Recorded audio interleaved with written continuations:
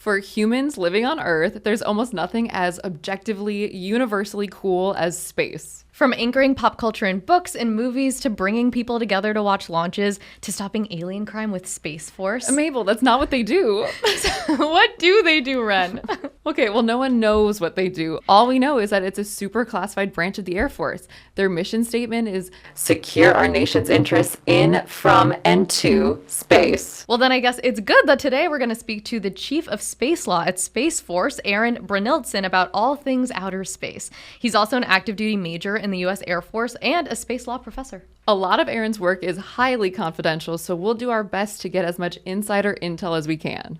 First off, really excited to be here with you, Ren and Mabel. I'm just going to throw a disclaimer out there that anything that I talk about today with the two of you is just my personal viewpoints and not the viewpoints of the federal government. So, Aaron, we saw that President Trump signed an executive order to create an Iron Dome in space. Can you explain what does that mean? They're going to start funding research for space-based smaller cruise missiles to then hit nuclear weapons when they go through space. So it takes about 20 minutes for a Russian ICBM to, in theory, make its way to the United States. And a lot of that time is spent flying through space, actually. This future Iron Dome system to really be focused on trying to hit the warhead while it's in space. Obviously, Elon Musk is now a part of the government, but also owns SpaceX. Do you think we'll see this blurring of the lines between public and private now that he's kind of in both sectors? Yeah, it's interesting because he's a special governmental employee. And you already saw Trump say that he wants to go to Mars pretty quickly. We will pursue our manifest destiny into the stars, launching American astronauts to plant the stars and stripes on the planet Mars. Which is obviously Elon Musk's dream, and the sole reason that he created SpaceX was to eventually get to Mars. Starlink is, in a lot of ways, just a way to get profitable for them to meet that long-term vision. SpaceX was already winning the space race before this, so I don't know that there's much you could really tip the scales towards Elon Musk's enterprises. Wow, and just to lay some groundwork for everybody listening, what laws govern outer space? So the Constitution of the outer space is called the Outer Space Treaty. It really laid the foundation for both our U.S. policies, but international policies as well. It has over 100 signatures from the international community. The heart of it is the concept of free exploration and use of outer space. So nobody can own outer space. Nobody can own the moon. And then another key tenet is nobody can place nuclear weapons or weapons of mass destruction in orbit. There's been a lot of tension, though, about if you can place just traditional weapons in outer space. And then during Trump's first term, he signed the Artemis Accords. They are a unilateral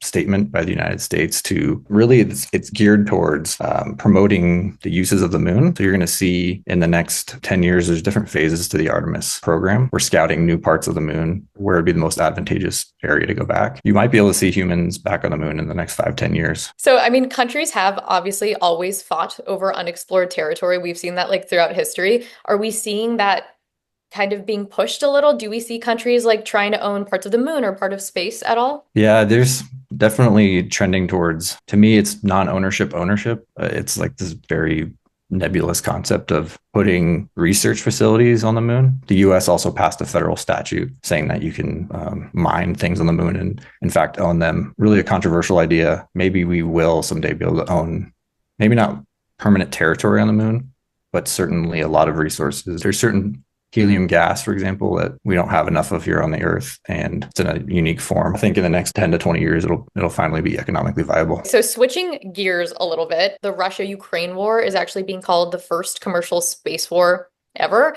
Can you kind of explain that? Why is it being called that? I think a lot about AI combined with space imagery helps you predict troop movements. So what Palantir does, they ingest large amounts of satellite imagery, predict movements based on the revisit rate of these satellites. So in some instances, you have a revisit hourly to see where things are moving. And then they use algorithms to determine where they think things are headed next. You can also use algorithms to identify different types of weapons. It might be a tank or it might be a truck. The algorithm will help you better analyze, the numbers of forces in certain areas and what type of weaponry they have. It's a 2-for-1 loss ratio where for every 2 Russians, they're losing 1 Ukrainian. That doesn't happen without some sort of technological advantage. So another issue we've heard in space is that it's getting kind of congested, which sounds like a crazy idea to us who are based on land. But what are some of the issues that would come about from space being congested, and how do we solve them? So in the last 10 years, you've seen exponential growth from satellites on orbit. Over half of the satellites on orbit today are Starlink satellites. SpaceX and Starlink as a company alone are now bigger in terms of satellites on orbit than most countries are. Wow. And so you're talking about thousands of satellites, and they've talked about having really a mega constellation in the tens of thousands is the ultimate goal. And so you're going to see some space traffic management issues as we continue to see these constellations go up. We've only had a handful of on-orbit collisions in the last 30 years, but I think you're going to see more of that as we put more things in space. But space debris is going to become a concern as we get more congested, and satellites die on orbit too. So we can lose communications with them and not be able to maneuver them. So in theory, you could have them crash into each other just because we can't move things out of the way. And they'll just be like floating around after they're.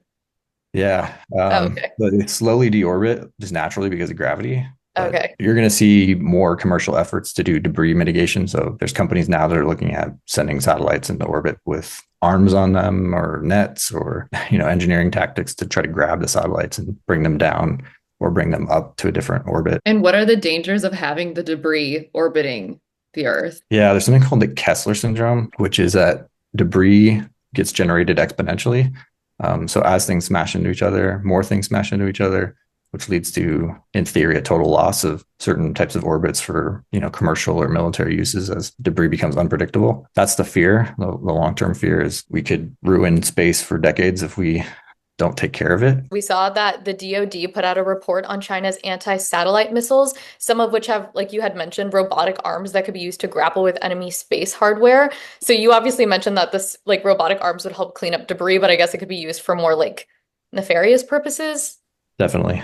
So anything in space, for the most part, has a dual use. So when you're thinking, so here's a robotic arm to remove debris or to get rid of something, it can also be used then offensively to grab hold of one of our valuable satellites in space that we use for national security purposes. How do you know when something is going to be used for a military application versus just a normal civil or commercial application? That was a kind of a wake-up moment for the Space Force when they demonstrated that technology, and it's not a technology that we had. And so there's so much money being poured into space technology right now. What are the emerging technologies that we probably don't know about that you're most excited about? One of the ones that I'm most fascinated by is commercial space stations. So today we obviously have the International Space Station. The lifespan of that is we're coming up on it no longer being usable. There's a company called Vast Space, which is looking to launch a commercial space station here in the next few years, capability to house our own scientific experiments. I also fascinated generally with satellite to cell phone services.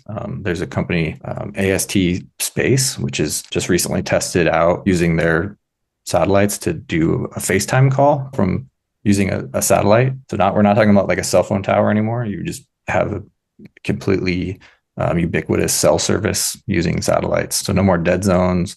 You can go out hiking in the middle of the woods and have 4 bars, and it can do this all without any kind of updates to your existing iPhone, for example. When can we see that? 5 years from now, we're probably all going to get cell service from space. So Cool. really big growth opportunity. I don't know how much we'll continue to build on Earth cell towers. So Aaron, before we let you go, Yeah. would be remiss if we don't ask you the question on everyone's mind. About aliens. Yeah. I tend to think there are not aliens, but I think that mystery, that overclassification, drives a lot of people to speculate about what is on orbit. You saw former Air Force officers talking about special access programs that they were told about and that there were aliens out there. I think I'd go back to the fact that if something was classified, you wouldn't be able to talk about it. So it would be a federal crime in order to release that information. Yeah. And I don't think whistleblower protections would protect somebody from bringing forth that kind of information. Also, that individual said that other people came to him and told him about these special access programs existing, which again would be another form of a violation of federal law. It would be a lot of people willing to risk years in prison to really bring the story to life. But with that, even if you did know, you wouldn't be able to tell us. That's true. Yeah.